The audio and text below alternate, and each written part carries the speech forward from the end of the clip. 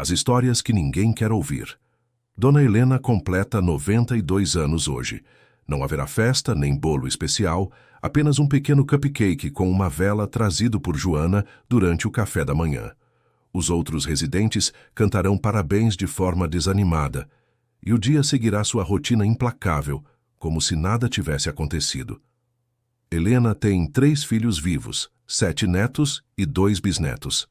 Nenhum deles virá visitá-la hoje. Eles são ocupados, ela explica para Américo, que se sentou ao seu lado durante o café, para fazer-lhe companhia. O Pedro mora no Canadá. A Lúcia está com problemas no casamento e o Marcelo... Bem, o Marcelo tem suas próprias questões. Américo apenas acena. Ele aprendeu que as histórias que os residentes contam sobre seus filhos são versões editadas, amenizadas, onde ausências se transformam em ocupações e abandono vira distância geográfica. São narrativas necessárias para preservar alguma dignidade, para manter a ilusão de que ainda são amados, ainda são importantes na vida de alguém. A verdade que Helena conhece, mas se recusa a articular, é mais dura. Pedro realmente mora no Canadá, mas não a visita há 4 anos e mal retorna suas ligações. Lúcia está a apenas 2 horas de distância, mas encontra sempre uma nova desculpa. E Marcelo? Marcelo simplesmente desapareceu da vida dela, como se a mãe tivesse morrido no dia em que foi institucionalizada. Cada residente da Santa Teresa carrega histórias similares, narrativas de desconexão gradual que terminaram no mesmo lugar. Este corredor com cheiro de desinfetante, estas paredes brancas, esta solidão compartilhada, mas não diminuída. O senhor Valdemar era engenheiro. Projetou pontes que ainda estão de pé, estruturas que milhares de pessoas atravessam diariamente, sem saber que foram criadas por um homem que agora passa seus dias regando as mesmas flores repetidamente porque não tem mais nada que fazer. Ele tinha 4 filhos. 2 morreram, um em acidente de carro, outro de câncer. Os 2 restantes discutiram pela herança antes mesmo que ele precisasse de cuidados, e a briga se estendeu até que a relação se tornou tóxica demais para ser mantida. Eu devia ter feito um testamento mais claro, ele diz numa rara conversa mais profunda com Américo. Devia ter dividido tudo em vida, resolvido essas questões antes. Agora eles acham que estou segurando dinheiro de propósito, quando a verdade é que já não tenho quase nada. A casa foi vendida para pagar esta instituição, mas eles não acreditam. Acham que estou escondendo que favoreço um sobre o outro.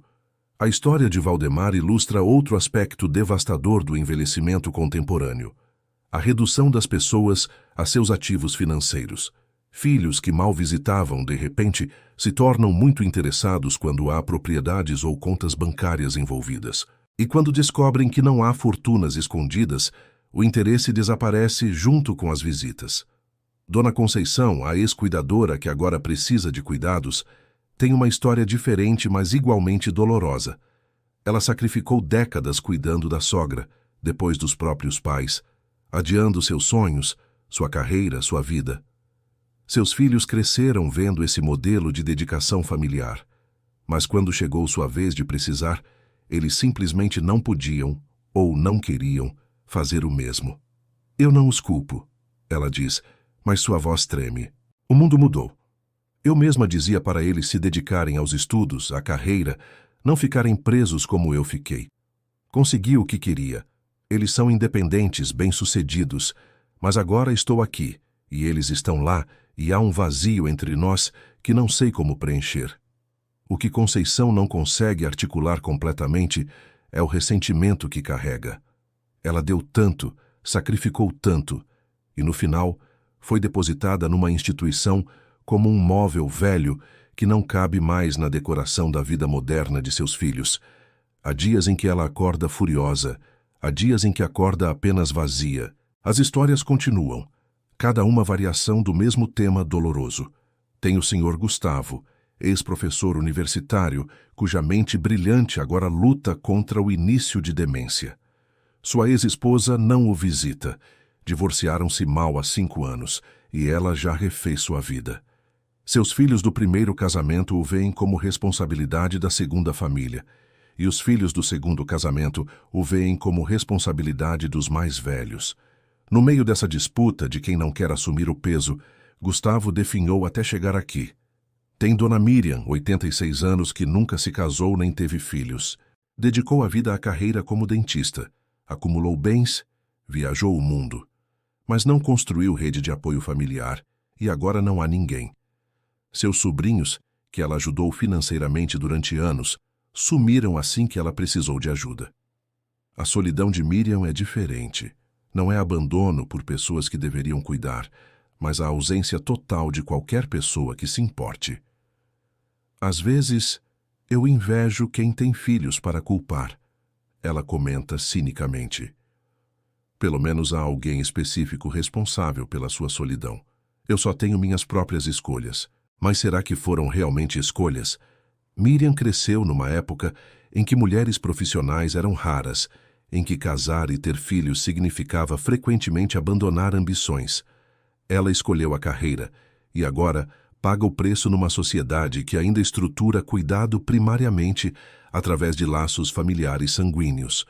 O Sr. Antônio, o pai de Ricardo, que paga R$ 8.000 mensais, mas nunca visita, tem Alzheimer avançado. Há dias em que ele não reconhece nem o próprio reflexo no espelho. Mas há também momentos de clareza perturbadora, quando ele se lembra de tudo, inclusive que está sozinho, que o filho não vem, que provavelmente morrerá sem vê-lo novamente. Eu fiz alguma coisa errada? Ele pergunta para as enfermeiras nesses momentos. Por que ele não vem me ver? Ninguém sabe o que responder. Como explicar para um pai que seu filho simplesmente não consegue, ou não quer, lidar com a deterioração dele? Como explicar que, às vezes, o amor não é suficiente para superar o medo, a culpa, a incapacidade de confrontar a própria mortalidade? Joana, uma enfermeira, ouviu tantas dessas histórias que às vezes precisa sair do turno e chorar no carro antes de dirigir para casa. Ela escolheu essa profissão para cuidar de pessoas, mas não esperava carregar o peso emocional de dezenas de tragédias familiares simultâneas.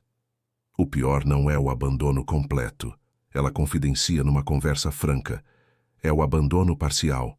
São os filhos que ligam uma vez por mês, só para se sentirem menos culpados. São as visitas rápidas em aniversários, onde ficam 20 minutos e passam metade do tempo no celular. É a falsa preocupação, sabe?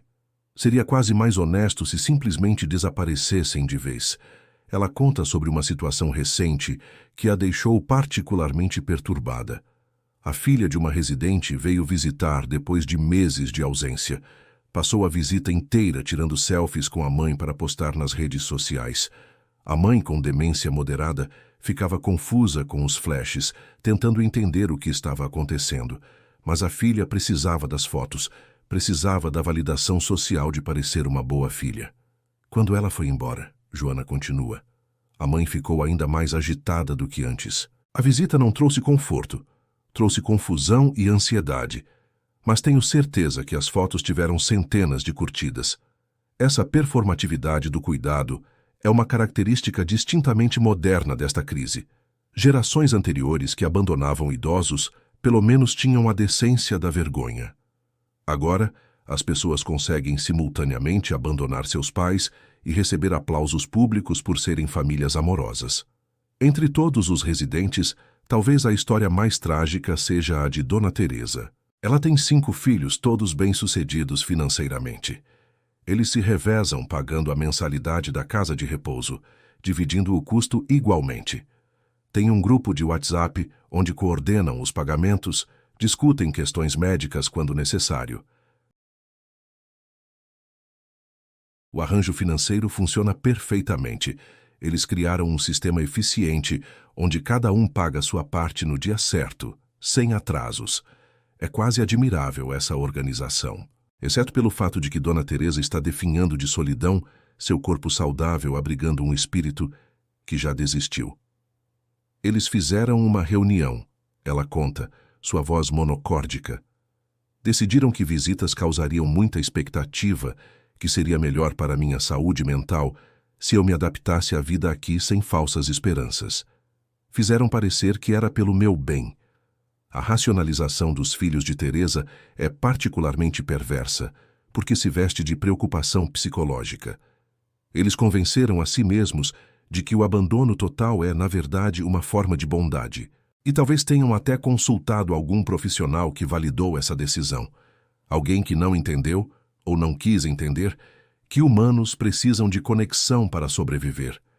Américo ouve essas histórias, compartilha as suas e percebe o padrão. Não importa os detalhes específicos, não importa as justificativas individuais. O resultado é sempre o mesmo: pessoas que dedicaram décadas a construir famílias, a criar filhos, a manter laços, terminam seus dias sozinhas, questionando o valor de tudo que fizeram. Sabe o que mais dói?